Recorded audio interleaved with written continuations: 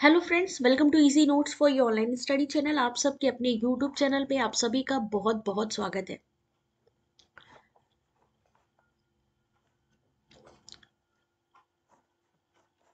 आप सभी को मेरी वॉइस आ रही है तो एक बारी जल्दी से कंफर्म कर दीजिए जिससे कि स्टार्ट कर सके हम आगे की क्लास को। यहाँ पर आज आपको जो क्वेश्चन पेपर सॉल्व करवाने वाले हैं वो है 30 अगस्त का, यानी जो लेटेस्ट क्वेश्चन पेपर आ रहे हैं वो आपको सॉल्व करवाने वाले हैं। तो जल्दी से एक बारी लाइव आ जाइए और वीडियो को लाइक एंड शेयर कर दीजिए। यूजीसी नेट 2025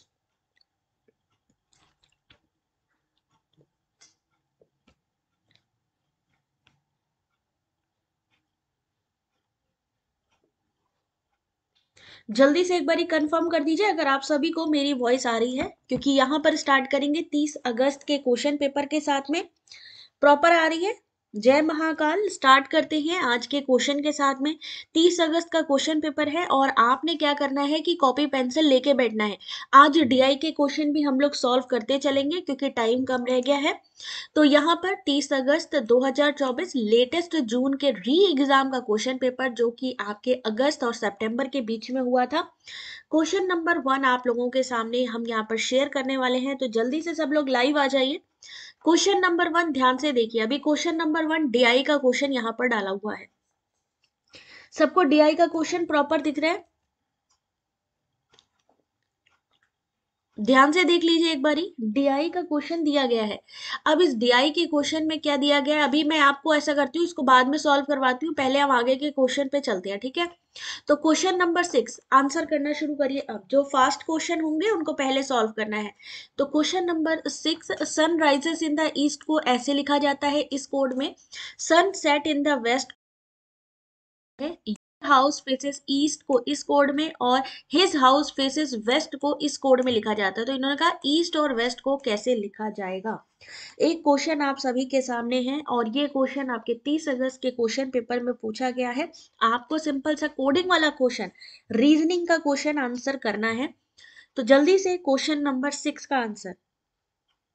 गोल्डी ने कहा है सी, देखते हैं सी सही है कि नहीं। बिल्कुल सही आंसर है सी, ठीक है। Sunrises in the east, east का जो यहाँ पर शब्द यूज किया गया उसका एस एस है, वेस्ट का हो गया एस यू। तो सेम चीज यहाँ पकड़ ली आपने, कोडिंग सही है। Question number 6 option number C. Question number 7, question number 7 आप सभी के सामने आंसर करना शुरू करिए। भरत मुनि, पतंजलि, वाग्भट, ब्रह्मगुप्त, थिंकर और उनके बुक।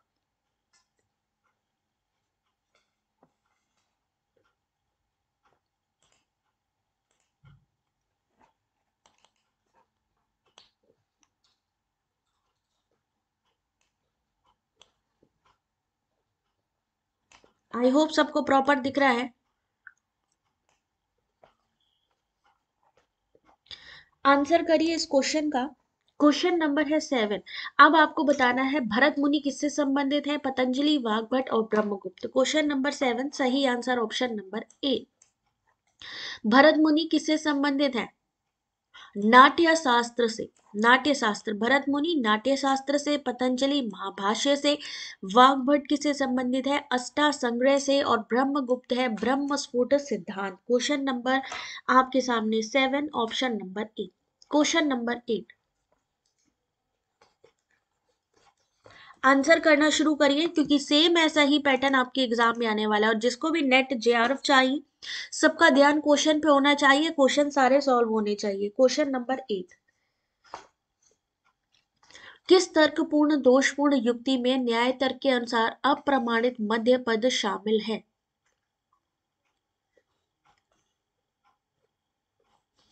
क्वेश्चन नंबर 8,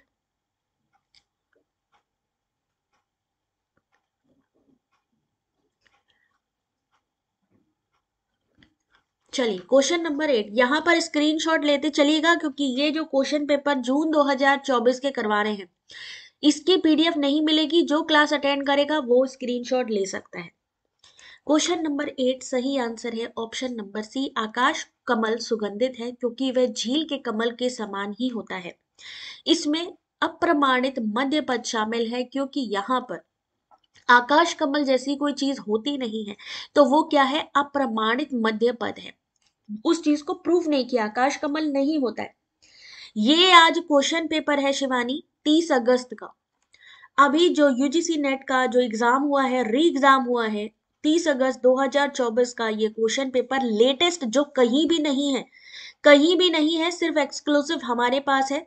इंग्लिश और हिंदी में आपको एक्सप्लेनेशन मिल रहे, तो पढ़ते जाइए। क्वेश्चन नंबर 9, सबसे अधिक जैविक ऑक्सीजन मांग होती है किसमें? विच of the following has the maximum biological oxygen demand, यानी ऐसी जगह, बायोलॉजिकल ऑक्सीजन डिमांड क्या है, जहां पे ऑक्सीजन की सबसे ज्यादा जरूरत हो, जहां जीव ऑक्सीजन की डिमांड करते, तो क्या होगा वहां पे?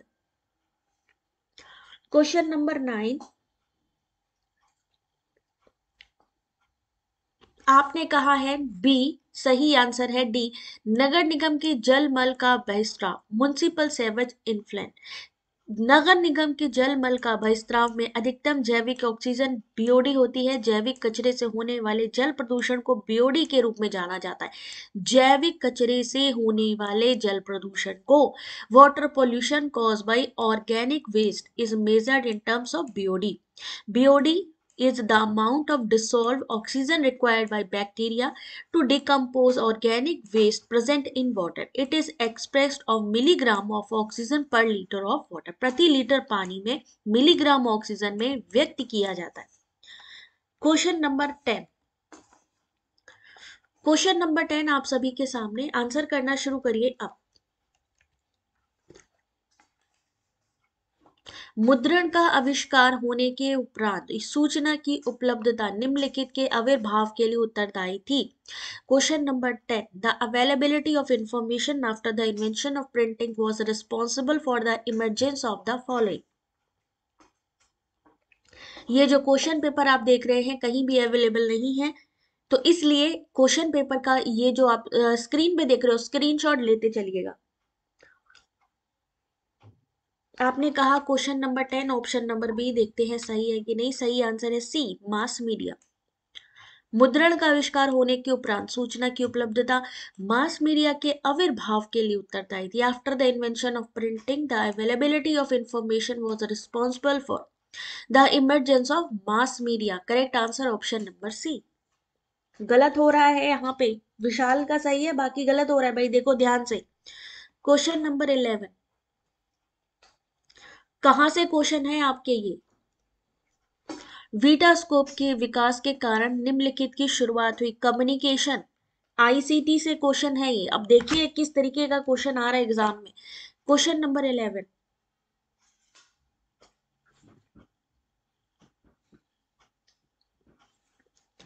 The development of vitascope led to the introduction of the silent film era, video advertisement, television network system, the advent of computers. Question number 11,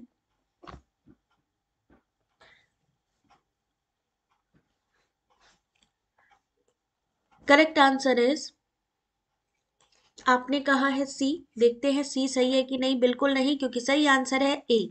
वीटास्कोप के विकास के कारण मूक फिल्म युग की शुरुआत हुई थी। वीटास्कोप एक मोशन पिक्चर प्रोजेक्टर था। Development of the vitascope marked the beginning of the silent film era. The Vitascope was a motion picture projector patented by the Thomas Ermath in 1895.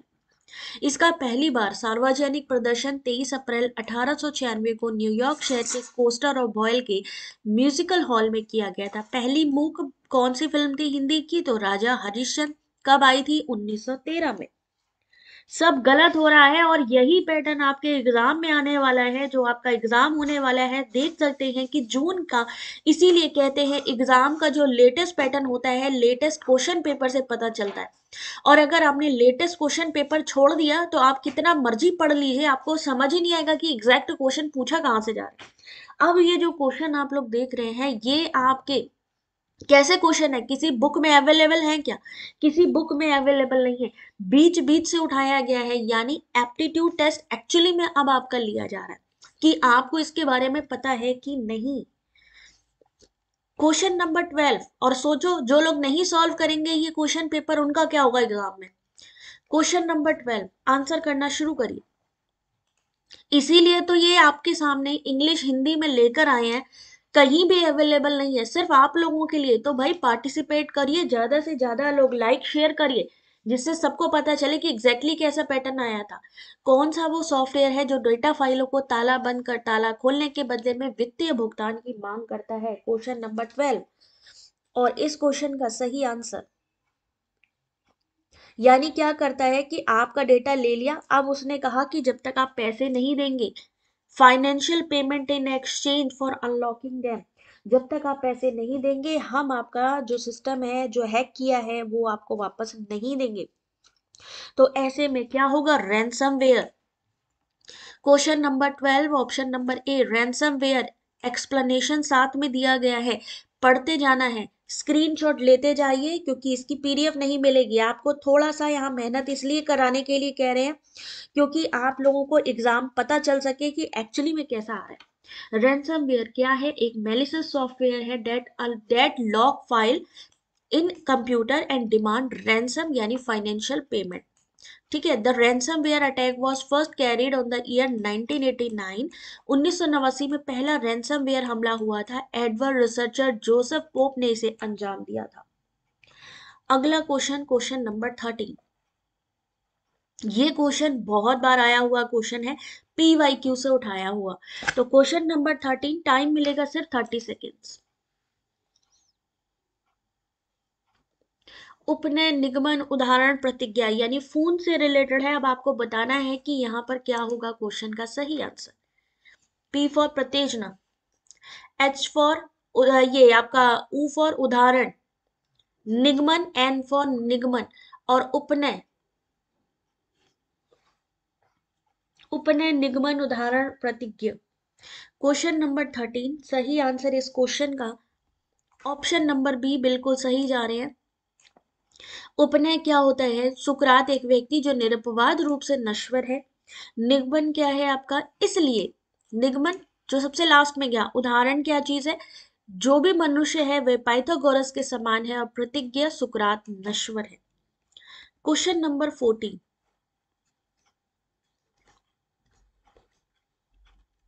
Time start कर रहे हैं अब।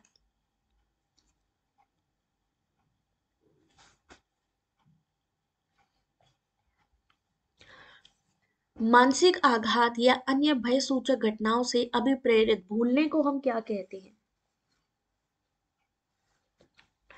अब ये कहां से लिया गया है,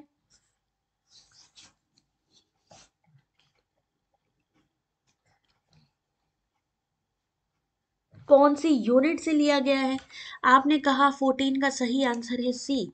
सही आंसर है ए, दमन, रिप्रेशन। इस क्वेश्चन का सही answer option number A, repression. Repression is the forgetting induced by the trauma और अदर फ्राइटनिंग इवेंट्स। मानसिक आघात अन्य भय सूचक घटनाओं से अभिप्रेरित भूलने को दमन कहते हैं। फ्राइड के सिद्धांत के अनुसार दमन मूलभूत तकनीक है, व्यक्ति विरोधों के द्वारा उत्पन्न चिंता से मुक्त होने के लिए इसका प्रयोग करते हैं। दमन सक्रिय मानसिक प्रक्रिया है जिससे व्यक्ति चिंता उत्पन्न करने वाले विचारों को अचेतन में डाल देता है। इसमें संवेगात्मक रूप से कष्टकर स्मृतियां भूलना अंतर्निहित है। रिप्रेशन।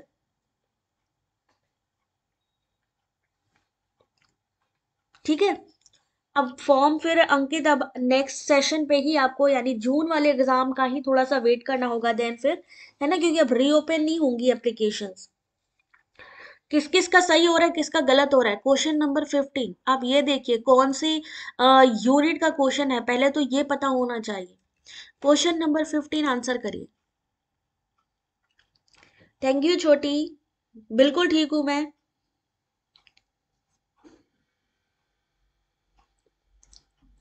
क्वेश्चन नंबर 15, ये आपके देखो, जिसको भी अभी भी आगे आने वाले एग्जाम भी देने हैं, चाहे जून का हो चाहे दिसंबर का हो, ये क्वेश्चन पेपर मस्ट है, क्योंकि ये लेटेस्ट पैटर्न है एग्जाम का।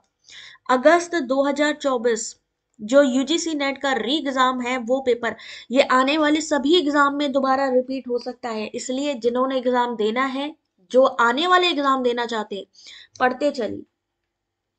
आप में से कहा है बी और डी, तो देखते हैं सही आंसर। 15 का सही आंसर है B, option number B, B C and D.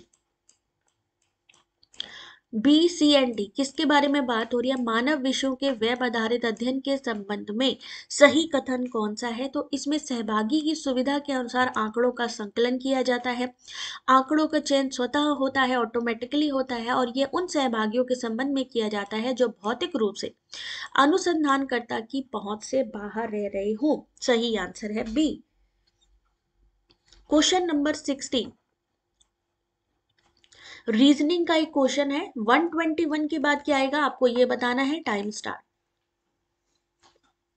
जब हम लाइव सेशन पे क्वेश्चन करवा रहे हैं, वो क्वेश्चन एग्जैक्ट वो फॉर्मेट होता है जो एग्जाम में आता है, इसलिए क्वेश्चन को सॉल्व करते हुए चलिए।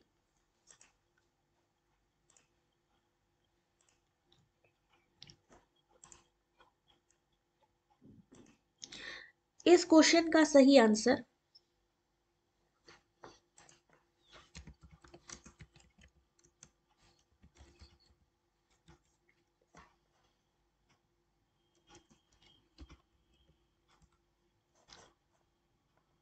क्वेश्चन जल्दी जल्दी बताते चलिए भाई, टाइम नहीं है ज्यादा। और ये क्वेश्चन को छोड़ नहीं सकते हैं क्योंकि इनसे कई क्वेश्चन ऐसे होंगे जो रिपीट होंगे आपके क्वेश्चंस।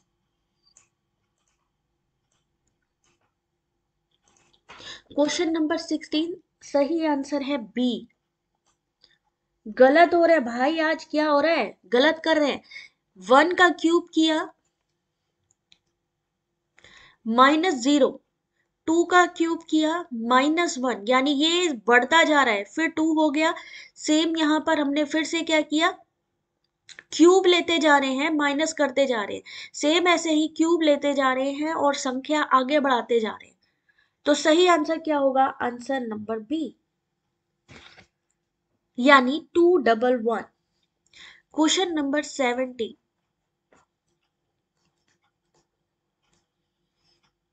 क्लास का मतलब स्क्वायर भी हो गया, ठीक है। ये क्वेश्चन आंसर करिएगा, ये किससे लिया गया क्वेश्चन है? डीआई का क्वेश्चन है ये। ये क्वेश्चन जो आप देख रहे हैं ये डीआई का क्वेश्चन है।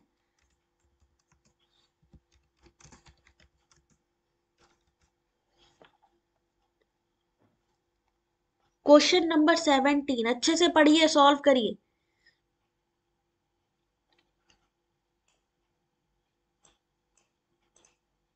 और इस क्वेश्चन का जो सही आंसर है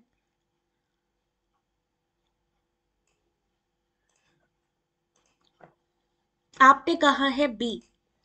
सही आंसर है डी। हे भगवान, गलत कर दिया भाई। सबसे पहले क्या आएगा यहाँ पे? सबसे पहले क्या आएगा? सबसे पहले आएगा स्क्वायर।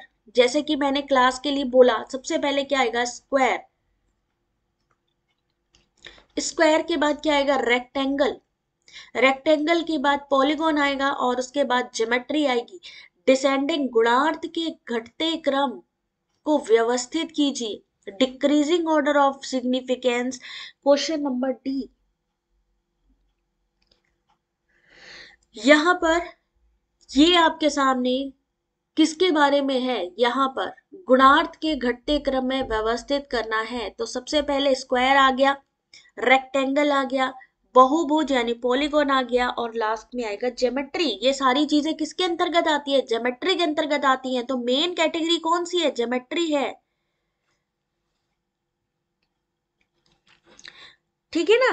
बॉर्डर टू नैरो, बिल्कुल सही ममीना। अगला क्वेश्चन, क्वेश्चन नंबर 18। और जिनका गलत हो रहा है वो सोचो कहां पर हम अभी चूक रहे हैं, कहां पे हमारा जो है क्वेश्चन सॉल्व क्यों नहीं हो पा रहा। क्वेश्चन नंबर 18,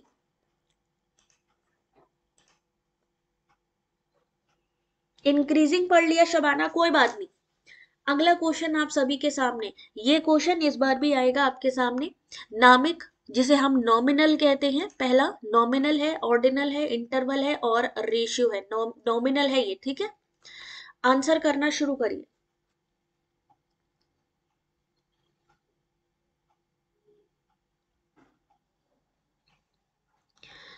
नॉमिक में क्या चीज होती है? नॉमिनल में।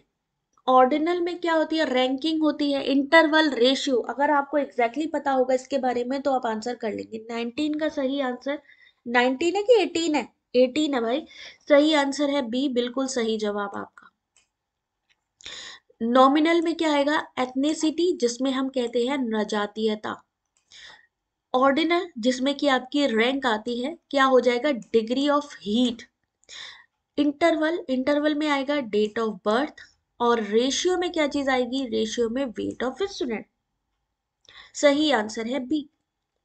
Question number 19। क्वेश्चन को पढ़िए, टाइम स्टार्ट हो गया अब।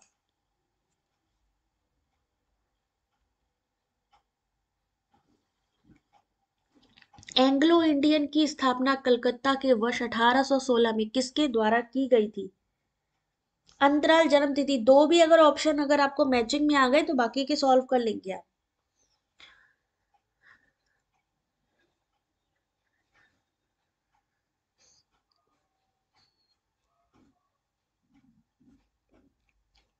चलिए इस क्वेश्चन का सही आंसर बताइए जरा। एंग्लो इंडियन विद्यालय कब की बात की गई है? आजादी से पहले की बात करी गई है। आजादी से पहले की पूछा गया है क्वेश्चन यहाँ पे। तो क्वेश्चन नंबर 19 सही answer option number D, Calcutta के लोगों द्वारा। एंग्लो इंडियन विद्यालय की स्थापना कलकत्ता में 1816 में कलकत्ता के लोगों द्वारा की गई थी। ये कॉलेज भारतीय भाषा, साहित्य, विज्ञान, कला के साथ युवा अंग्रेजों को प्रबुद्ध करने के लिए स्थापित किया गया था, लेकिन इसने भारतीय भाषा और साहित्य के रुख को ही बदल दिया। देख रहे हैं इस क्वेश्चन को? अगला क्वेश्चन, कितने लोगों के सही हुआ, कितने लोगों के गलत हो गए? सही answer D, question number 20। Green house gas emission, question number 20। Time start हो रहा है अब।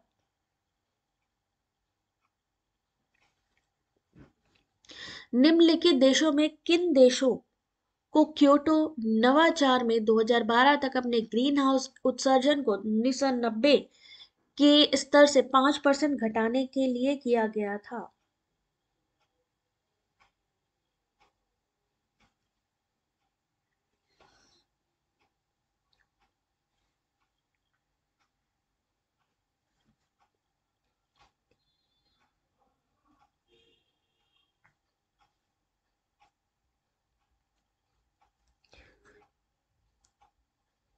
चलिए आंसर करिए इस क्वेश्चन का जल्दी से।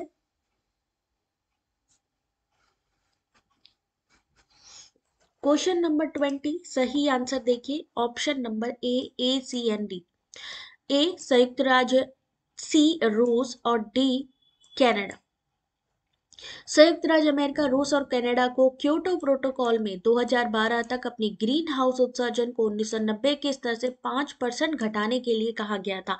Kyoto protocol UNF triple C से जुड़ा एक अंतर्राष्ट्रीय समझौता है जो कि अंतर्राष्ट्रीय रूप से बाध्यकारी ग्रीन हाउस गैस के उत्सर्जन कटौती लक्ष्यों के प्रति पक्षकारों को प्रतिबद्ध करता है। यह प्रोटोकॉल जापान के क्योटो में 1997 में अपनाया गया था और 2005 में प्रभाव में आया था। ठीक है, अगले क्वेश्चन की तरफ चले। यहां तक आपको समझ में आया कि कैसा पैटर्न है एग्जाम का? किसको किसको समझ में आ गया यहां तक का? क्वेश्चन गलत हो रहे हैं स्वाति? अभी आपको समझ में आ रहा है कि ये क्वेश्चन क्यों करवाए जा रहे हैं आज आपको?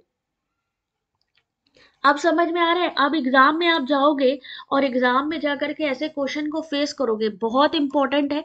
क्योटो प्रोटोकॉल से संबंधित था, ये आपके एक्सप्लेनेशन में पहले भी दिया गया है, लेकिन हम क्या करते हैं कि ऊपर ऊपर के ये क्वेश्चन को पढ़ लिया, एक्सप्लेनेशन पढ़ते ही नहीं है। तो इसलिए आज के इस एक्सप्लेनेशन को पढ़ना जरूरी है, इसीलिए मैं आप लोगों से कह रही हूँ स्क्रीनशॉट लेते जाओ। होता क्या है कि जब हम लोग कोई चीज बनाते हैं ना तो उसकी वैल्यू होती है, और जब वही चीज हमें फ्री में मिल जाती है, जब हमें लगता है अरे यार पीडीएफ मिल गई है, तो हम पढ़ते नहीं है। तो जब आप स्क्रीनशॉट लोगे तो आपको उस चीज की वैल्यू होगी। पोखन नहीं आ रहा है समझ में? अब सोचो, एग्जाम एग्जाम देना है आपने। 21 क्वेश्चन नंबर। अब देखिए जरा, फ्रेम, फ्रेम कॉन्सेप्ट है, फैंडम असत्य चेतना यानी फॉल्स कॉन्शियसनेस, और शैली यानी कि स्टाइल। कम्युनिकेशन से क्वेश्चन है ये वाला। क्वेश्चन लेवल वेरी नाइस, मैंने नहीं सेट किया जुल्फी, एग्जाम में आया ये क्वेश्चन 30 अगस्त को। यानी ये जो चीज आप देख रहे हैं ऑलरेडी पूछी गई चीजें हैं। जून का री एग्जाम जो पेपर कहीं नहीं है वो यहाँ पर आज आप सॉल्व कर रहे हैं, तो इसलिए सॉल्व करते चलिए। रसगुल्ला ऑप्शन नंबर बी, तो देखते हैं सही है कि नहीं। सही आंसर है डी, जुल्फी का सही है। फ्रेम क्या हो जाएगा, फ्रेम में सामाजिक निम्रत हो जाएगी, यानी सोशल कंस्ट्रक्टेड फ्रेम। फैंडम क्या चीज होती है, फैंडम में आएगा ऑर्गेनाइज्ड सब कल्चर, यानी संगठित उप संस्कृति।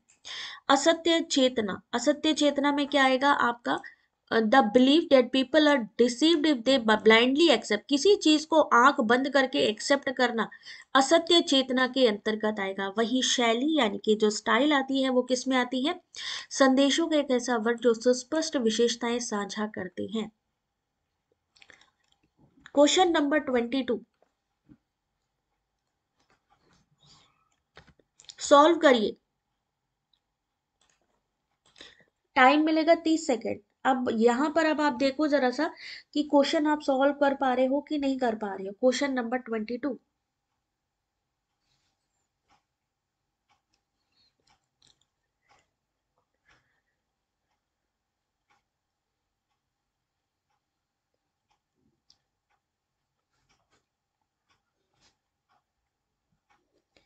अब इस क्वेश्चन में क्या दिया गया है, अगर ये क्वेश्चन आ जाए, इन्होंने कहा कि एक व्यक्ति है जिसने 6.5% पर एक वस्तु बेची, यदि उसने उस वस्तु को 1250 अधिक मूल्य पे बेचा, यानी दोबारा फिर बेचा, तो 19% का लाभ हुआ, तो उस वस्तु का लागत मूल्य क्या है। ये पहले नहीं कर, अब मैं पहले कहां से करा देती भैया, यूजीसी नेट के री एग्जाम में क्वेश्चन पेपर आया हुआ है, इस बार लाइव एग्जाम सेशन लग रहा है, बिल्कुल है ना जुल्फी। अब देखो इसका आंसर, क्वेश्चन के साथ आंसर मिल रहे हैं, ये सबसे बड़ी बात है, स्क्रीनशॉट लेते चलिएगा। अब इन्होंने कहा है कि 6.5% के लाभ पर एक वस्तु बेची। अब 6.5 को अगर आप ऐसे भी लिख सकते हो, या 6/1/2 ऐसे भी लिख सकते हो 6.5 को, या फिर 13/2 भी लिख सकते हो। तो सिंपल सा सेलिंग प्राइस का फॉर्मूला लगाना है। 13 जो लाभ है कितना निकला, 6.5, 6.5 को हमने पलट दिया, 6×2 = 12, मल्टीप्लीकेशन और +1, तो 13/2 हो गया। तो 100 था क्योंकि नीचे, तो 200 हो गया। अब दो संख्या निकलेंगी, सेम ये जो तरीका इस्तेमाल किया है सेम वही 19 पे भी इस्तेमाल करना है, तो 19, 119, 200। सिंपल सा वही चीज यहाँ पर भी होनी है, आपस में दोनों को क्या करना है, माइनस करना है। इन दोनों में उन्होंने बोला कि कितनी यहाँ पर मूल्य में बेचा, 1250, इन दोनों को आपस में माइनस करेंगे, बाई नीचे क्या होगा, 200, 1250 निकलेगा कितना, 10,000, यानी हमारा जो कॉस्ट प्राइस है, जो लागत मूल्य है, वो निकलेगा ऑप्शन नंबर यहाँ पे 10,000। लेकिन यहाँ पर इस क्वेश्चन को एनटीए की तरफ से ड्रॉप कर दिया गया था, यानी कि आप सभी को अगर आपने अटेम्प्ट किया होगा क्वेश्चन तो 2 मार्क्स मिले होंगे। यानी इतना करने के बाद पता चला कि यहाँ पर क्वेश्चन ही ड्रॉप हो जाता है। क्वेश्चन नंबर 23, ये क्वेश्चन बहुत आसान है, ध्यान से देखो। प्रतिगिप्तियां यानी प्रपोजिशन गलत या सही हो सकती हैं, प्रतिगिप्तियां वैध या अवैध हो सकती हैं, प्रपोजिशन। एक वैध युक्ति में केवल सत्य आधारिकाएं यहाँ शामिल होती है, एक वैध युक्ति अवश्य सत्य निष्कर्ष होना चाहिए, एक वैध तर्क में इसकी आधारिकाएं सत्य हैं तो निष्कर्ष असत्य नहीं हो सकता। कहाँ से है, एग्जाम की डेट हो सकता है तमिलनाडु साइड की बढ़े, बट अभी बाकी सब्जेक्ट की बढ़ने की चांसेस नहीं है, क्योंकि वहां पर पोंगल मनाया जाता है तो उस वजह से वहां पर हो सकता है।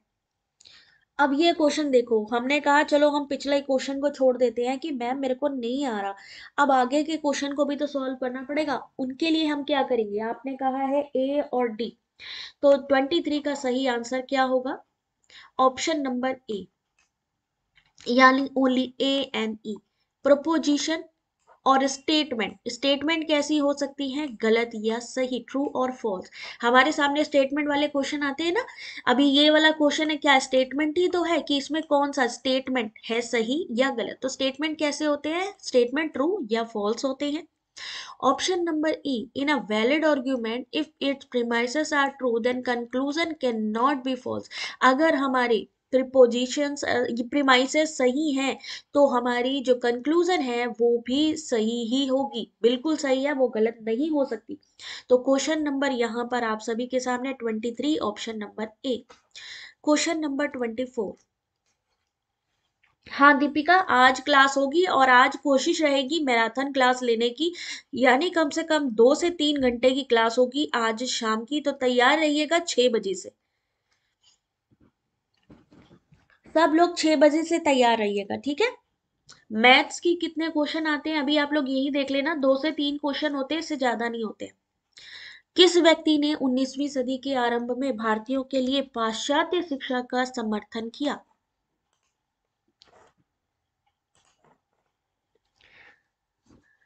Who among the following persons supported Western education for Indians in the early 19th century? और अभी क्या है ना कि अभी आपको ये दोनों क्वेश्चंस दिखाई दे रहे हैं एग्जाम में, आपको या तो हिंदी दिखाई देगा या इंग्लिश दिखाई देगा। आपके ऊपर ऑप्शन मिलेगा स्क्रीन में ही कि अगर आप चाहो तो उसको आप कन्वर्ट करके इंग्लिश में भी देख सकते हो या कन्वर्ट करके हिंदी में भी, लेकिन स्क्रीन पे केवल एक ही क्वेश्चन दिखेगा, या तो हिंदी वाला या इंग्लिश वाला। 24 का सही आंसर ऑप्शन नंबर ए, राजा राम मोहन राय, बिल्कुल सही answer. 25 question number.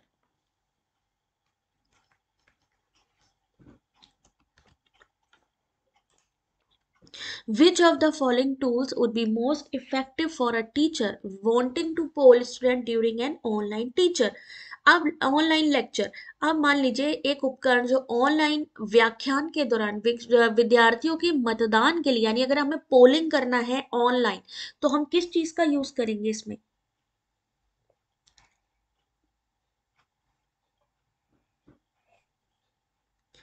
Online polling के लिए हम इसमें से किसका यूज करेंगे? 25 का सही आंसर है सी, बिल्कुल सही जवाब है। पोल एवरीवेयर, बिल्कुल सही है। ऑप्शन नंबर सी, स्ट्रॉ पोल, ये भी सही है। मेंटीमीटर, ये भी सही है। और सर्वे मंकी, ये भी सही है।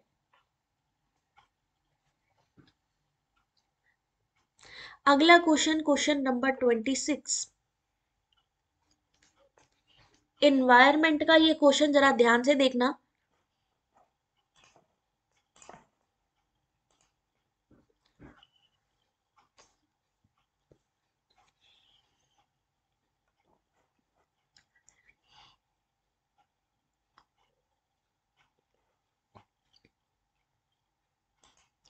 क्वेश्चन है कि what is the correct sequence for risk assessment of environmental contaminants?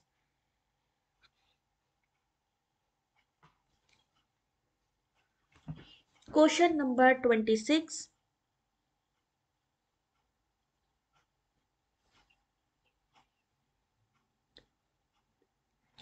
और इस क्वेश्चन का जो सही आंसर है, क्वेश्चन को पढ़ना जरूरी है, एग्जाम का पैटर्न आप लोग देख ही रहे हैं। सही आंसर ऑप्शन नंबर ए, जो करेक्ट सीक्वेंस है वो क्या है? सबसे पहले हम क्या करेंगे? संकट की पहचान करेंगे, यानी रिस्क, सबसे पहले आइडेंटिफिकेशन ऑफ क्राइसिस, संकट की पहचान। उद्भाषण आकलन, उद्भाषण आकलन यानी कि एक्सपोजर असेसमेंट करेंगे। Dose response estimation, risk characteristics, risk assessment. ये ध्यान से देख लेना क्योंकि हो सकता है इनमें से काफी क्वेश्चन आप लोगों के आने वाले एग्जाम में रिपीट भी हो जाए, क्योंकि ये लेटेस्ट 30 अगस्त का क्वेश्चन पेपर है और इसके अभी तक क्वेश्चन पेपर एनटीए की साइट पे अवेलेबल ही नहीं है। तो हो सकता है ये क्वेश्चन आपके आने वाले एग्जाम में रिपीट भी किए जाए। Question number 27। स्वयं प्रभा और उसके चैनल।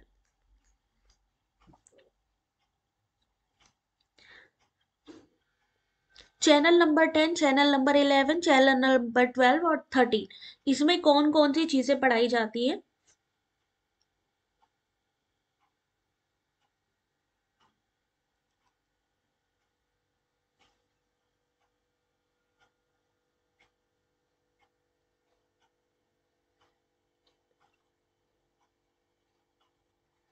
चलिए अगला क्वेश्चन यहाँ पे 27 का सही answer option number B.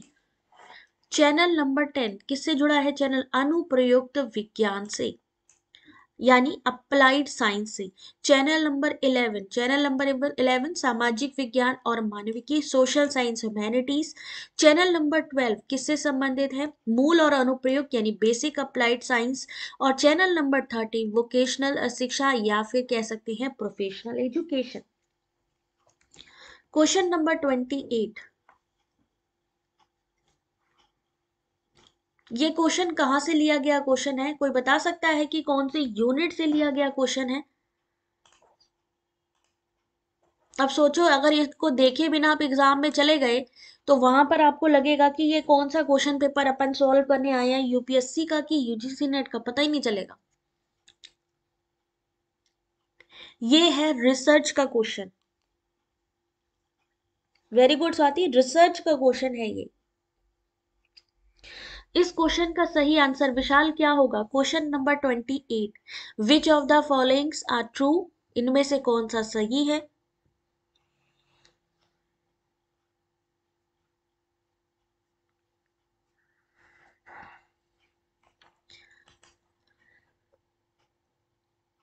Question number 28 देखिए, सही आंसर ऑप्शन नंबर सी यानी ए एंड सी ओनली। अब इसके लिए आपका कॉन्सेप्ट क्लियर होना चाहिए कि नहीं होना चाहिए, चीजें आपको समझ में आनी चाहिए। दिए गए आंकड़ों का औसत महत्तम प्रेक्षण से कम और दिए गए आंकड़ों के लघुत्तम प्रेक्षण से अधिक है। यदि दिए गए आंकड़ों के सभी प्रेक्षणों में x की वृद्धि होती है तो उनके औसत में भी x की वृद्धि हो जाती है। क्वेश्चन नंबर आप सभी के सामने 28, सही answer C. Question number 29, chronological order में लगाना है अथॉरिटी पर्सन को जो रिलेट करते हैं higher education in India.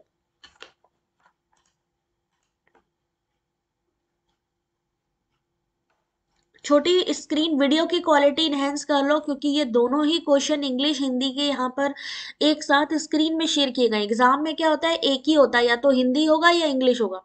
But आप लोगों की फैसिलिटी के लिए दोनों क्वेश्चन मैंने एक साथ लगाए हुए हैं, इसलिए थोड़ी विजन में प्रॉब्लम आ सकती है। वीडियो की क्वालिटी सेटिंग पे जाके चेक करो, जिसपे भी प्रॉपर आ रहे हैं उसको इस्तेमाल करो, ठीक है। अगला क्वेश्चन आप सभी के सामने,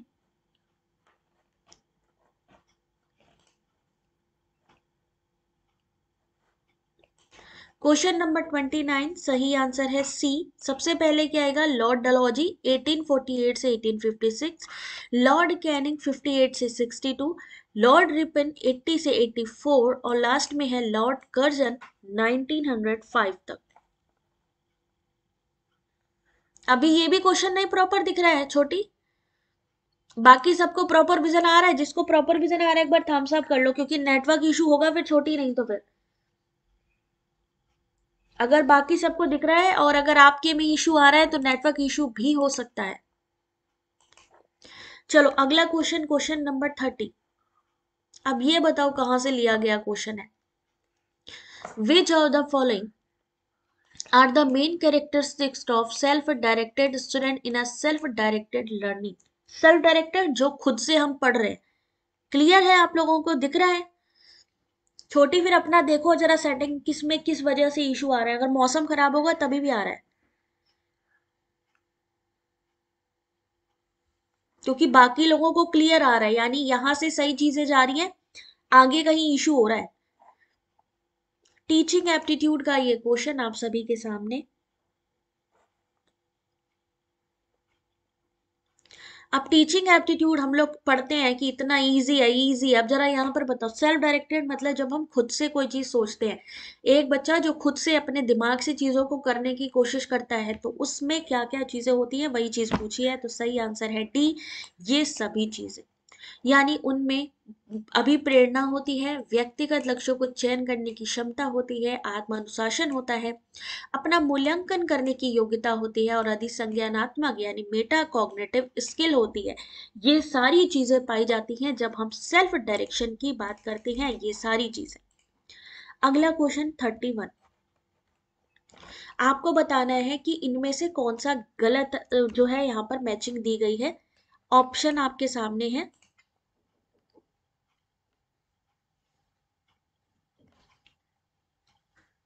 मिडी, musical instrument, digital interchange, LED, light emitting diode, MPEG, motion picture expert group और पीडीएफ पोर्टेबल डॉक्यूमेंट फॉर्मेट। इनमें से कौन सी मैचिंग जो है वो गलत है? क्वेश्चन नंबर जरूर डालिए। जिसको भी प्रॉपर विजन नहीं आ रहा है क्वेश्चन की वजह से, बाद में आराम से रिकॉर्डेड वीडियो देख सकता है, क्योंकि लाइव में आपकी ज्यादा जो है डेटा वगैरह जाता है, तो उस वजह से भी हो सकता है इशू आए, तो बाद में आराम से देख लेना। 31 का सही answer option number A, MIDI. MIDI musical instrument digital interface है। म्यूजिकल इंस्ट्रूमेंट डिजिटल इंटरचेंज की बात की गई है, इंटरचेंज ना होकर क्या है वो इंटरफेस है। ठीक है, इसलिए option number A. Question number 32, बहुत आसान सा क्वेश्चन है आप सभी के सामने। इनपुट आउटपुट प्रोसीजर और फ्लीटिंग मेमोरी या वोलाटाइल मेमोरी।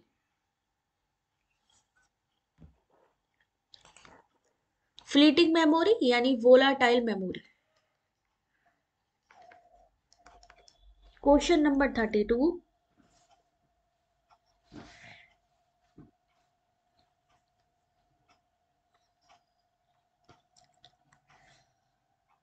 दीपिका ने कहा है बी, देखते हैं सही है या नहीं। ऑप्शन नंबर बी बिल्कुल सही है। प्रिंटर क्या है? प्रिंटर क्या है? ऑप्शन नंबर बी इस क्वेश्चन का सही आंसर। प्रिंटर है एक आउटपुट डिवाइस। स्कैनर क्या है? Input device. रैम क्या है? Volatile memory. और सीपीयू क्या है? प्रोसीजर। देख रहे हैं ना, इस तरीके के क्वेश्चन भी आ रहे हैं, इजी भी है, टफ भी है। ऐसा नहीं है कि पूरा क्वेश्चन पेपर टफ से ही भरा हुआ। क्वेश्चन नंबर 33,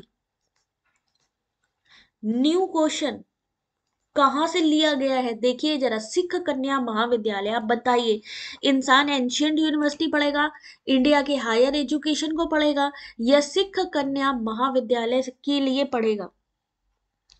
अब देखो क्वेश्चन किधर चला गया है। सिख कन्या महाविद्यालय में सिंह सभा के किन सुप्रसिद्ध व्यक्तियों द्वारा लिखित पुस्तक पढ़ाई जाती थी? माई वीर सिंह द्वारा, लाला देवराज, हरनाम कौर, भाई मोहन सिंह वैद।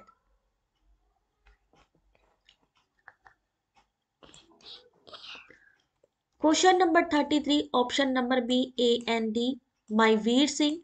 Option number D, Bhai Mohan Singh वैद। सिख कन्या महाविद्यालय में सिंह सभा के भाई वीर सिंह, भाई मोहन सिंह वैद द्वारा लिखित पुस्तक पढ़ाई जाती थी। सिंह सभा आंदोलन मुख्य रूप से सिखों के सामाजिक, धार्मिक, नैतिक, शैक्षिक उत्थान से संबंधित था, और यह आंदोलन 1870 के दशक में पंजाब में शुरू हुआ था। मतलब यार, लेवल देखो आप एग्जाम का। सच में जिन्होंने एग्जाम दिया होगा, हम लोग कह रहे हैं ना कि इस बार का जो जून का री एग्जाम पेपर बड़ा वैसा आया वैसा आया, तो अब देख करके लग रहा है कि सच में बच्चा किधर से पढ़ेगा। ऐसा लग रहा है ये यूपीएससी का पेपर दे दिया गया है कि कहीं से भी भैया हम पूछेंगे इसको। यूपीएससी का पेपर लग रहा है पूरा का पूरा, लग ही नहीं रहा है कि ये यूजीसी नेट का एग्जाम है। पहले क्या होता था कि 5 साल के क्वेश्चन पेपर पढ़ लो तो वहां से काफी हद तक क्वेश्चन पेपर कवर हो जाते थे। अभी भी पीवाई क्यू आते हैं, लेकिन वो आते हैं ओनली 50%, बाकी के सारे नए क्वेश्चन डाल रहे हैं लोग।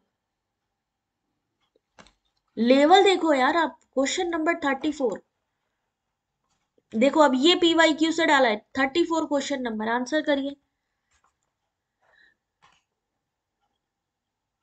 लग ही नहीं रहा है कि वो एग्जाम है। और इंसान अगर सोचे ना, विदाउट सिलेबस, बिल्कुल सही बात है, सिलेबस से परे जा रहा है बिल्कुल। मतलब अगर आप एक बुक पे डिपेंडेंट हो गए हो ना, तो मतलब सोचो कि कितना ही कर पाओगे, मुश्किल से 20% या 30%, मुश्किल से। आपको अपना, इसीलिए कह रहे हैं, बिल्कुल दिमाग खोलना पड़ेगा। इसीलिए जो क्वेश्चन पेपर होते हैं उनको सॉल्व करते रहिए, क्योंकि लेवल पता लगता है कि एग्जाम में कैसा पेपर आ रहा है। साहित्य चोरी संबंधी विश्वविद्यालय अनुदान आयोग का विनियम कौन सा है? 2018 के अनुसार शोध प्रबंध में कितने प्रतिशत की समानता पाई जाने पर किसी छात्र को 6 महीने के भीतर संशोधित शोध प्रबंध प्रस्तुत करना होगा? आपने कहा है सी। क्वेश्चन नंबर 34, सही आंसर है बी।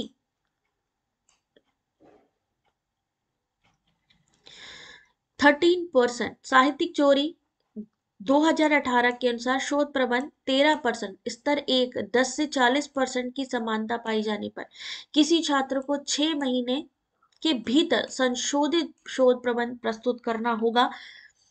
स्तर 2 यानी कि लेवल 2 में क्या होता है, 40%, 10% से 60%।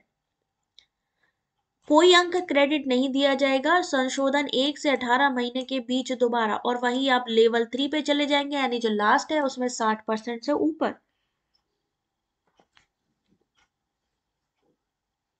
ऐसे आ गए क्वेश्चन तो एग्जाम में नानी याद आ जाएगी, और जिनकी आ गई है नानी याद उनको सोचो क्या है।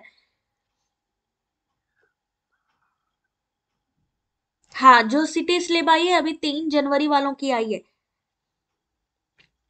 क्वेश्चन का लेवल देखो जरा, किधर से पूछ रहे हैं यार ये लोग।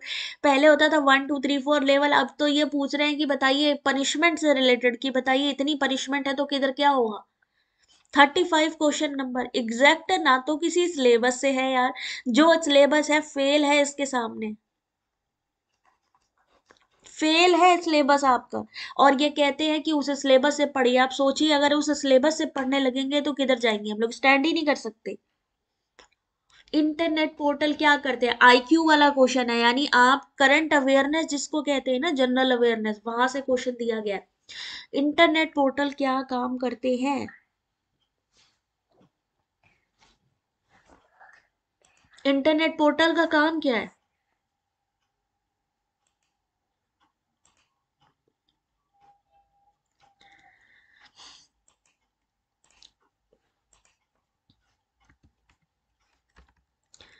आंसर करो भाई, क्वेश्चन को पढ़ेंगे नहीं तो हम आंसर कैसे करेंगे। आंसर करने के लिए क्वेश्चन पढ़िए पहले। क्वेश्चन नंबर 35 पढ़ेंगे ही नहीं हम। Option number D, B C D E,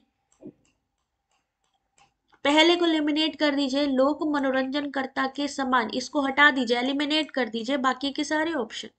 similar to magazine with large circulation, similar to TV network, same as site of notified course material, same as the user home page, choose home page के समान। अगला question, question number 36।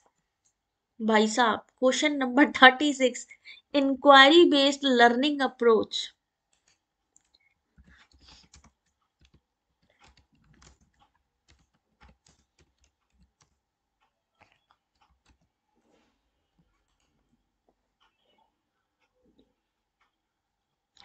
तुक्के पे चल रहे हैं आज के क्वेश्चन। सोचो आप लोगों में मोस्टली तुक्के लग रहे हैं, तुक्के कुछ ही लोग हैं जो प्रॉपर इस चीज को आंसर कर पा रहे। Inquiry based learning approach from step 1 to peak, arrange in a sequence, यानी 1 से लेके 5 तक के अनुक्रम में व्यवस्थित कीजिए।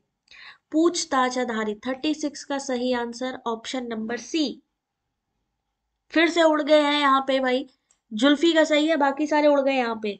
बिल्कुल विकेट एकदम, जैसे वो इंडिया की क्रिकेट टीम है ना, कि एक बार बोल्ड होना शुरू हुए तो पूरी की पूरी टीम आउट हो जाती है, सेम चीज है। तो यहाँ पर देखिए सही आंसर सबसे पहले क्या आएगा, अभिविन्यास, ओरिएंटेशन, कंसेप्चुलाइजेशन, संप्रत्ययीकरण, फिर आएगा एक्सप्लोरेशन, अन्वेषण, अन्वेषण के बाद क्या आएगा, कंक्लूजन, कंक्लूजन के बाद में क्या आएगा, लास्ट में आएगा ऑप्शन नंबर ए, चर्चा।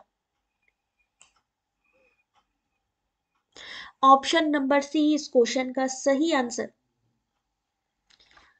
अब इनके एक्सप्लेनेशन ये जो दिए गए ना, इसीलिए मैं कह रही हूँ वीडियो के स्क्रीनशॉट लेते जाओ, क्योंकि जब आप स्क्रीनशॉट लोगे तो पढ़ोगे। पीडीएफ मिलती है तो कोई नहीं पढ़ता है। तो पढ़ने के लिए आपको इन क्वेश्चन के स्क्रीनशॉट लेते चलिए। 37, अभी तो पार्टी शुरू हुई है, ये देखो भाई 37। अब आप इसका आंसर करो जरा। ब्रेड ली की, मुझे तो लग रहा है एनटीए में पता नहीं किसको बैठा दिया गया है, कोई यूपीएससी की तैयारी कराने वाला मुझे लग रहा है कोई है जिसने ये जो है ना क्वेश्चंस डाले हैं।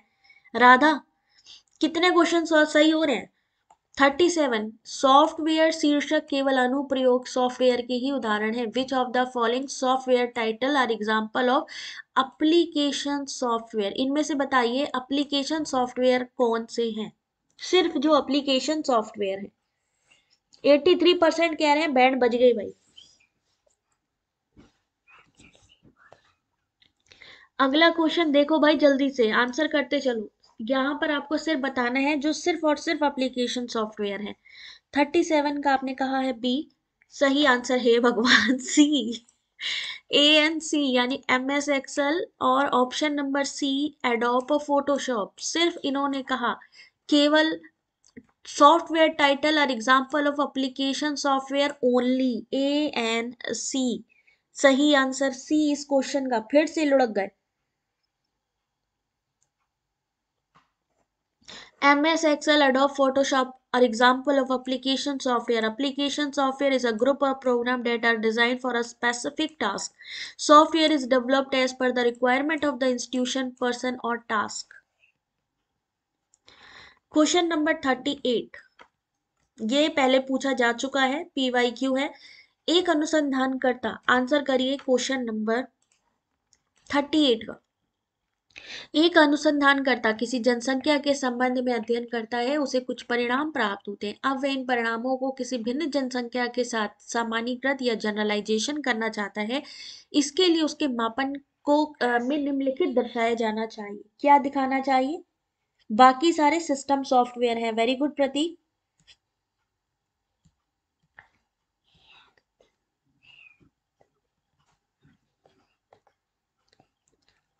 क्वेश्चन नंबर 38 आपने कहा है ए, देखते हैं सही है या नहीं। सही आंसर है ए, बच गए भाई, बाह्य वैधता। एक अनुसंधानकर्ता किसी जनसंख्या के संबंध में अध्ययन करता है, उसे कुछ परिणाम प्राप्त होते हैं। अब वो इन परिणामों को किसी भिन्न जनसंख्या के साथ सामान्यीकृत करना चाहता है। इसके लिए उसे बाह्य वैधता को दर्शाया जाना चाहिए। बाह्य वैधता से तात्पर्य उस सीमा से है जिस तक किसी अध्ययन के परिणामों को अन्य स्थिति समूहों या घटनाओं पर सामान्यीकृत किया जा सके।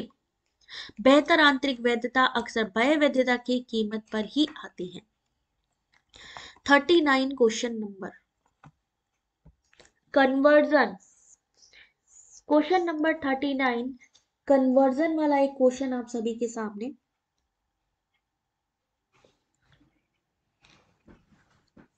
यदि आधार संख्या m संख्या प्रणाली में LM संख्या L को दर्शाती है, तो दशमलव संख्या प्रणाली में रूपांतरित किए जाने पर निम्न संख्या में आरोही क्रम में पहचान करिए। यानी आपको कैलकुलेशन बढ़ा दी गई है, इनको आपको डेसिमल में कन्वर्ट करना है और डेसिमल में कन्वर्ट करके बताइए कि कौन सबसे पहले आएगा, कौन बाद में आएगा। डिसेंडिंग ऑर्डर में लगाना है भाई, यहाँ पे अवरोही क्रम में लगाना है। यानी जो सबसे बड़ा है उसको पहले लगाइए, जो सबसे बड़ा है उसको सबसे हाईएस्ट पहले लगाइए और जो सबसे लो है उसको लास्ट में लगाइए। ये एक्सपेक्टेड क्वेश्चन नहीं है सिद्धार्थ, ये क्वेश्चन अभी 30 अगस्त में पूछे गए क्वेश्चन है। 30 अगस्त 2024 यूजीसी नेट जून री एग्जाम के क्वेश्चन पेपर हैं जो दोबारा रिपीट हो सकते हैं। यहां तक कि अगर एक्सप्लेनेशन पढ़ेंगे तो भी आप लोगों के काफी हद तक क्वेश्चंस कवर हो जाएंगे। अब इन क्वेश्चन को सॉल्व कैसे करेंगे? क्वेश्चन नंबर 39 ध्यान से देखिए, सही आंसर है डी। कैसे? सबसे पहले 123 का यहाँ पर बेस क्या है 7, पहले का बेस है 7, फिर 3, फिर 6 और फिर 5।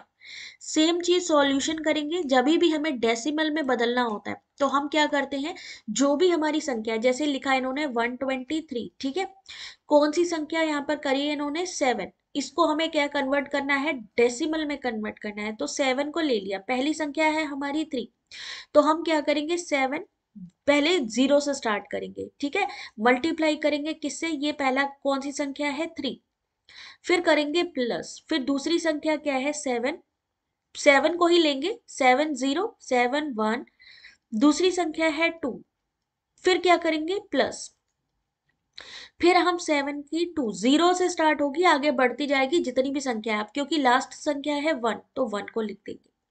अब इसका सॉल्यूशन निकालिए, तो पहले 7 7 या 49 इंटू 1 करेंगे तो 49 ही आएगा, प्लस 2 7 या 14, 14 का अगर आप मल्टीप्लाई करोगे 1 में कितना आएगा 14 ही आएगा, इंटू जब हम 3 और इंटू 7 करेंगे कितना आएगा, ये हम 7 की अगर 0 बोल रहे हैं यानी ये 1 के बराबर होता है, ये कितने होता है 1 के बराबर, तो ये कितना हो जाएगा 3 3 into 1 कितना हो गया, 3 हो गया। तो यहाँ पर जो सही आंसर होगा 66। सेम ऐसे ही पैटर्न यहाँ पर चलेगा, 66, 49, 80, 51। तो सही आंसर क्या होगा, 80, 66, 51 और 49, ऑप्शन नंबर डी। 7 की पावर अगर 0 है तो उसको हम कैसे कैलकुलेट करेंगे, 1। और जो डिजिट है, मान लीजिए हमारी यहाँ पर 3 दी, 3 को फिर 7 की डिग्री वहां पर 0 है तो उसको हम 1 मान लेंगे। तो यहाँ पर सही आंसर 3 into 1 3 हो गया। अगला क्वेश्चन, क्वेश्चन नंबर 40। ये क्वेश्चन पहले पूछा जा चुका है, ग्रीन मफलर।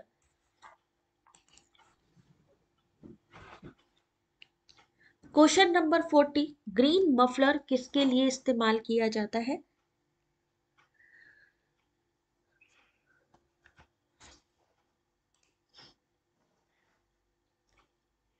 आपने कहा है सी, देखते हैं सही है कि नहीं। बिल्कुल सही जवाब है, ध्वनि प्रदूषण को कम करने के लिए सड़कों के किनारे हरे पौधे लगाना ग्रीन मफलर कहलाता है। जो आपने देखा होगा रोड के किनारे किनारे जो पौधे लगे होते हैं, हरे हरे पौधे लगे रहते हैं, उनको ग्रीन मफलर। ग्रीन मफलर अधिक आबादी वाले, ध्वनि प्रदूषण वाले क्षेत्र जैसे सड़कों के किनारे, औद्योगिक क्षेत्र, राजमार्गों के आसपास के रिहायशी इलाकों में 4 से 6 पंक्तियों में वृक्षारोपण कर ध्वनि प्रदूषण को कम करने की एक टेक्निक है, ताकि घने पेड़ ध्वनि प्रदूषण को कम कर सके, क्योंकि पेड़ ध्वनि को फिल्टर करते हैं और इसे नागरिकों तक पहुंचने में से रोकते हैं। 41 क्वेश्चन नंबर, फैलेसी का एक क्वेश्चन आप सभी के सामने है। या तो तृतीय विश्व के लोगों की बलपूर्वक नसबंदी की जाए, या विश्व की जनसंख्या में विस्फोट होगा और हम सभी लोग मर जाएंगे। हम निश्चित रूप से मरना नहीं चाहते, इसलिए हमें तृतीय विश्व के लोगों की बलपूर्वक नसबंदी करनी चाहिए। उपर्युक्त युक्ति में कौन सा अनाकारी तर्क दोष है।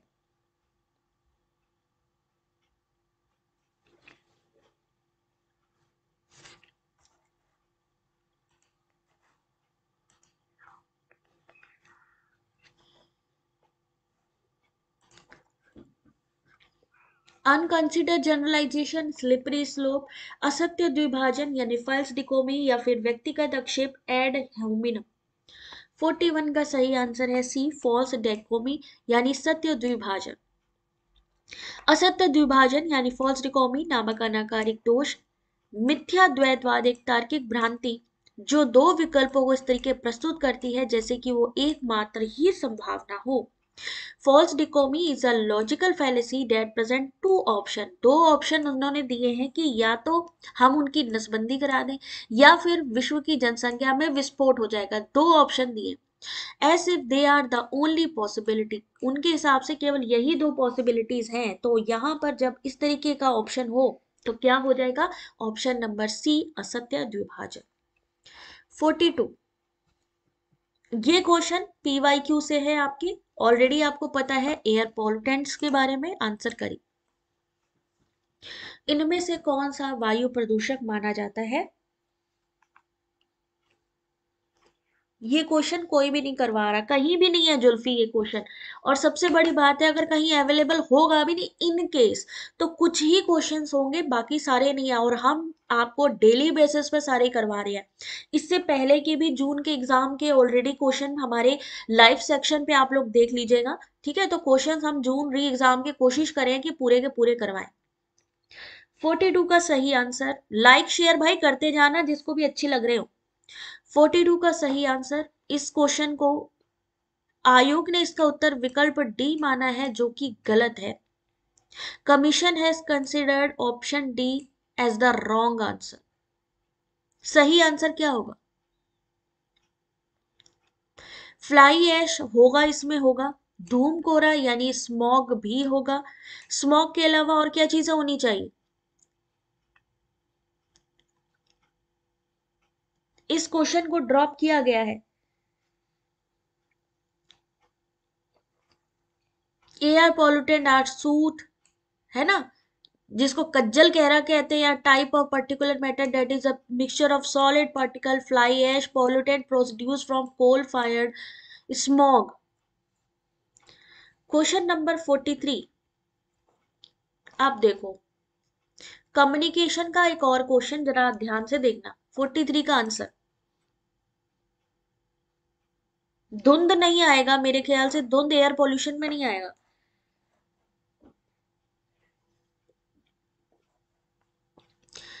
हेरोल्ड इनिस के द्वारा अभिनत संचार मीडिया का कालक्रमिक अनुक्रम यानी क्रोनोलॉजिकल ऑर्डर कौन सा है? उसमें प्रॉपर ऑप्शंस नहीं है ठीक से, इसलिए उसको महादेव बाबा है ना प्रॉपर, उस क्वेश्चन को इसीलिए हमने लेफ्ट किया। एयर पॉल्यूटेंट कौन कौन से होते हैं, बस आप लोग उस चीज का ध्यान रखो। क्वेश्चन नंबर 43, सबसे पहले कौन सी चीज आई थी? सबसे पहले जब हमारे ग्रंथ लिखे गए, सबसे पहले उस समय क्या था? भोजपत्र था। जैसे ही आप भोजपत्र को देखोगे, ऑप्शन नंबर बी आपका सही हो जाएगा। सबसे पहले क्या आया? भोजपत्र आया, भोजपत्र के बाद कागज आया, कागज के बाद समाचार पत्र आए, फिर आपका रेडियो आया और फिर आया टेलीविजन। भोजपत्र सबसे पहले आया था। तो ये इजी क्वेश्चन है, बस थोड़ा सा दिमाग से सॉल्व करोगे तो आराम से सॉल्व हो जाएंगे, ठीक है। अगला क्वेश्चन, क्वेश्चन नंबर 44, ठीक है। ये क्वेश्चन आई क्या? 44, अरे रे रे रुको रुको भाई, 43 यहाँ पे है। 43 क्वेश्चन है, 2 क्वेश्चन एनटी की तरफ से ड्रॉप किए गए थे, लेकिन अभी डीआई बाकी है भाई। 5 क्वेश्चन आरसी के बाकी है। आरसी किसी दिन मैं एक साथ ही आप लोगों को करवा दूंगी, रीडिंग कॉम्प्रिहेंशन की कैसे सॉल्व करना है। बट अभी जरा डीआई के क्वेश्चन देख लो, यानी 43 क्वेश्चन जो हमने सॉल्व किए हैं आरसी को छोड़ के। चलो भाई डीआई के क्वेश्चन पे आ जाते हैं अब हम लोग। कब का पेपर है मैंने आप लोगों को बताया, 30 अगस्त का लेटेस्ट क्वेश्चन पेपर है जो सॉल्व करें। चलिए यहां पर आते हैं डीआई के क्वेश्चन पे, ठीक है। अब सबसे पहले डीआई में हम किस चीज को देखते हैं कि स्टेटमेंट में तो नहीं कुछ लिखा हुआ। तो स्टेटमेंट में अगर आप देखो तो कुछ नहीं लिखा हुआ है, उन्होंने सिर्फ सिंपल सी बात की है कि 2018 से 23 के दौरान आईटी कंपनी है, उसमें कार्यालय दी गए हैं और A B C D E F, और वहां पर डेटा दिया गया है। सिंपल सा एक क्वेश्चन है, A B C D E, percentage वाला क्वेश्चन नहीं है, सॉल्व हो जाएगा जल्दी से, ध्यान से सॉल्व करो बस। कॉपी पेंसिल लेके बैठो, एग्जाम में रफ पेपर मिलेगा ही मिलेगा। What is the difference between the average number of employee working in office D and office E for all the given 6 year? अब आपको क्या करना है, सिंपल सा आंसर समझना, आंसर आंसर बता रही हूँ। ऑप्शन डी का, ऑफिस डी का पूरा एवरेज निकाल लो, ऑफिस ई का एवरेज निकाल लो, टोटल कैलकुलेट करो, एवरेज निकालो। एवरेज कितने निकालेंगे, कितने साल है? 6 साल। यानी ऑफिस डी के टोटल एम्प्लॉय काउंट करो, 6 साल से डिवाइड कर दो। टोटल एम्प्लॉय काउंट करो, 6 से डिवाइड कर दो, और जब ये दोनों आंसर निकल आए उनको आपस में माइनस कर दो। तो आपके सामने डी ऑफिस कहाँ है हमारा? डी ऑफिस रहा ये, डी ऑफिस रहा ये, और ई ऑफिस रहा ये। अब डी और ई को जल्दी से मैं थोड़ा सा जूम कर रही हूँ आप लोगों के लिए। डी और ई को कैलकुलेट करो जरा, डी और ई को टोटल करिए जल्दी से। डी को टोटल करो, 240, 224, 248, 270, 236 और 258, इसको टोटल कर लो।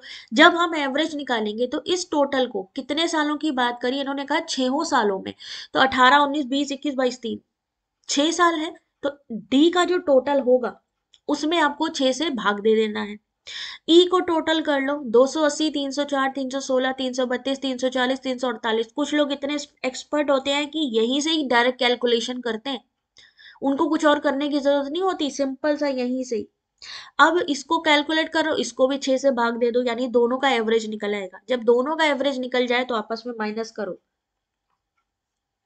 सोनम हो जाएगा बेटा, जितना हो सके। अपनी प्रीवियस ईयर क्वेश्चन पेपर की बुक अवेलेबल है, यूथ कंपटीशन की बहुत अच्छी बुक है, आप हमारे टेलीग्राम से भी ले सकते हो। वहां से अपने क्वेश्चन पुराने देखने स्टार्ट कर दो, तो जितना भी हो सकेगा ना काफी हद तक कवर हो जाएगा। बाकी जो हमारी रिवीजन क्लासेस हैं उसको अटेंड करो, जिससे कि लाइव एक्सपीरियंस मिल सके। कितने लोग सॉल्व कर रहे हैं क्वेश्चन को, और कितने लोगों को लग रहा है कि हमें सॉल्व करने की जरूरत नहीं है क्योंकि एग्जाम में देखा जाएगा। तो यकीन रखो, अगर अभी नहीं सॉल्व कर पाए ना, अभी तो आपके पास फिर भी ऑप्शन है। घर बैठे हो, कंबल के अंदर बैठे होगे, खाना खा रहे होगे, कुछ भी कर रहे होगे, फिर भी आप सॉल्व कर सकते हो। एग्जामिनेशन हॉल में दिमाग काम नहीं करेगा। यहाँ तो मैं फिर भी तरीका बता रही हूँ आप लोगों को, मुझे जल्दी से बताएंगे डी और ई का टोटल। सॉल्व करोगे तो जेआरएफ ले जाओगे, नहीं सॉल्व करोगे तो बाद में पछताओगे। डी का टोटल बताइए जल्दी से मुझे, और ई का बताइए सिंपली। मुझे आंसर चाहिए।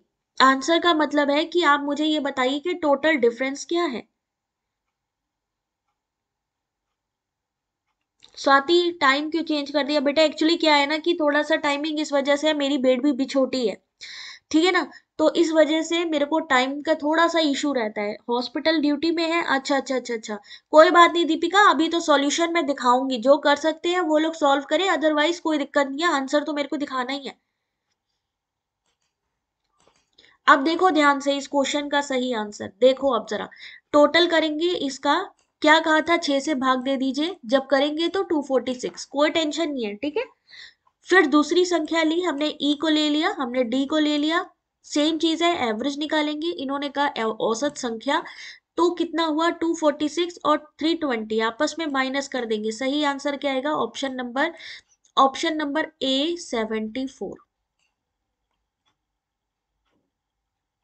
है ना।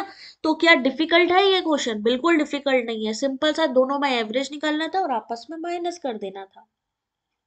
464, 464 कौन सा है?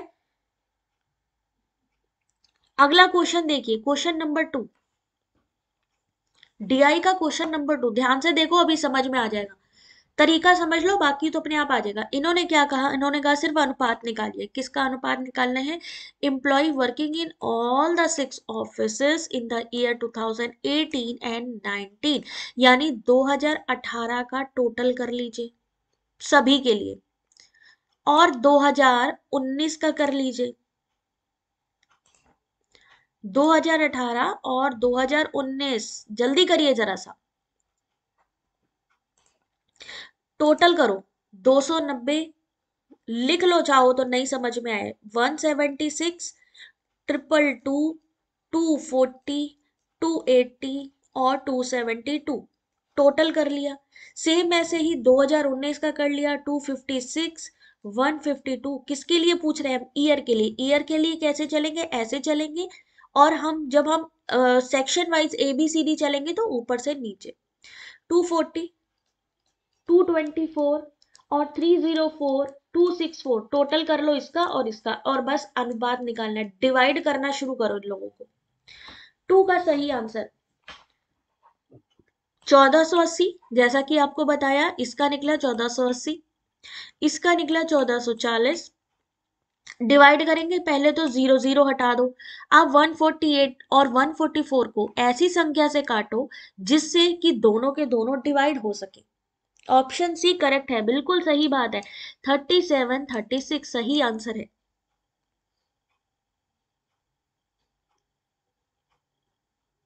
संजीव बिल्कुल सही।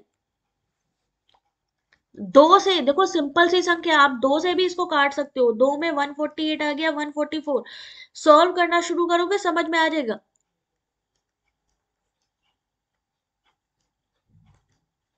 सॉल्व करो इसको और सॉल्व कर लो, सेम संख्या से कटना चाहिए। कितना आया, 37 36, यही तो पूछा गया है, 37 36। क्वेश्चन नंबर 3,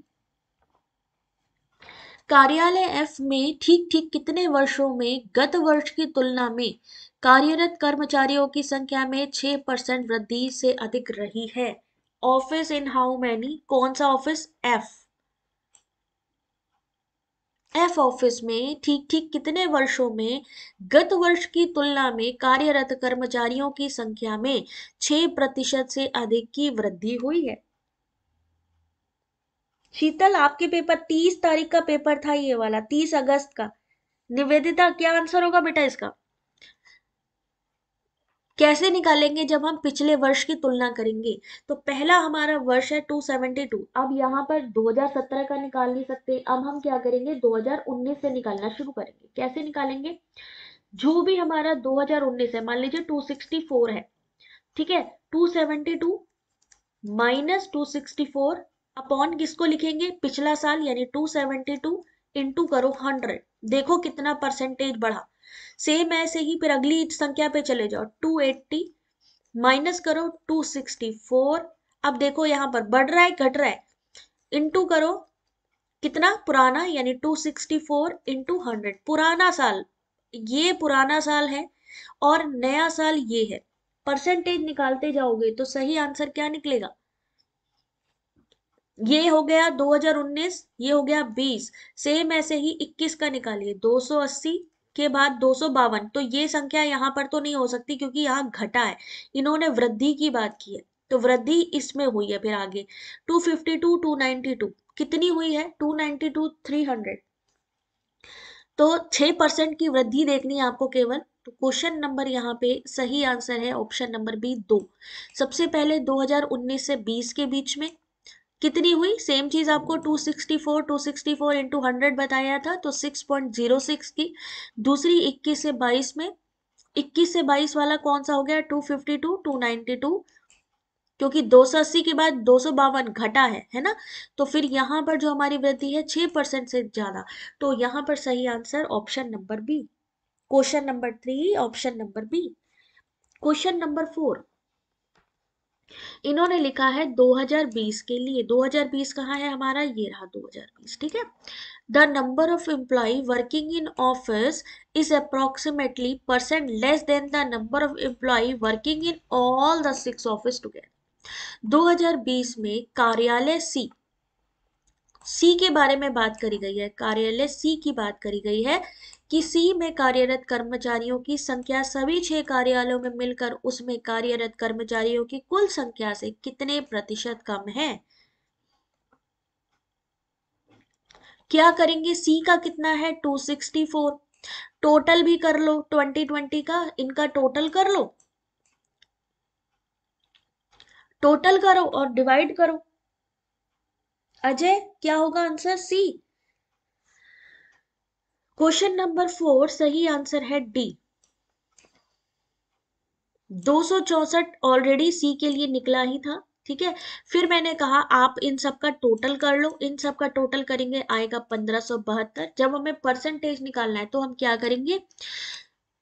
1572 टोटल संख्या, डिफरेंस कितना निकालेंगे? दोनों को आपस में माइनस करेंगे, कितना कम है, किससे डिवाइड करेंगे? जो टोटल संख्या है इनटू 100। जब भी हमें परसेंटेज निकालना है तो 100 को मल्टीप्लाई करना ही है। 83.2%, यानी ऑप्शन नंबर डी लगभग। जब भी लगभग हो तो पॉइंट में आंसर आ सकता है, सही आंसर है D. Question number 5 last question of DI.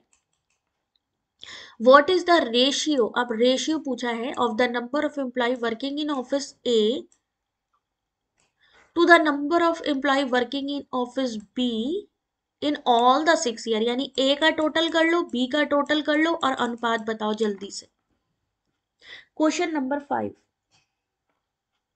Very good rasgulla, बिल्कुल सही है। अब क्वेश्चन नंबर 5, ए का टोटल करो, बी का टोटल करो, जैसे मैंने अभी डिवाइड करना बताया था ना कि सेम संख्या से डिवाइड होगा। ऑप्शन सी, जुल्फी ने कहा है ऑप्शन सी 1911, सही आंसर है बी 4126। 1804 आया, 1144 आया, हम इसको डिवाइड करेंगे तो 4126।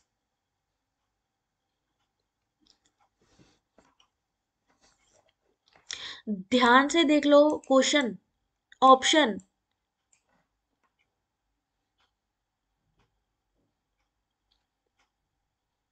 ठीक है, यहां तक समझ में आ गया?